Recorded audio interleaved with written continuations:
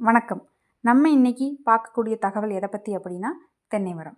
தென்னை மரத்திற்கு நாட்டு ரக கன்றுகளாக இருந்தால் ஒரு நாளைக்கு 100 லிட்டர் தண்ணீரும், ஒட்டு ரக கன்றுகளாக இருந்தால் 150 லிட்டர் தண்ணீரும் தேவைப்படும். சரி, தற்போது தென்னை மரத்திற்கு எந்தெந்த உரங்களை எந்த அளவு பயன்படுத்த வேண்டும் என்பதனை பற்றி பார்க்கலாம். நான் கூறும் அளவுகள் அனைத்தும் ஒரு மரத்திற்கானவை. முதலாவதாக சாணம் 20 கிலோ, நன்றாக மக்கிய ஆட்டு எரு 8 கிலோ மற்றும் வேப்பம் புண்ணாக்கு 250 கிராம் கலந்து பயன்படுத்தலாம். மேலும் இதனோடு urea 250 gram, Factamfos 1 kilo, DAP 500 gram, potash 1 kilo, ராசாக்கால் 300 கிராம் மற்றும் சேட்ரைட் 700 கிராம் கலந்து பயன்படுத்தலாம். முதலில் உரங்களை போட்டு அதன் மேல் சாணம் அல்லது ஆட்டு எருவை போட்டு மண்ணால் மூட வேண்டும். இந்த உரங்களை மரத்திற்கு 2.5 அடி தள்ளி வைக்க வேண்டும்.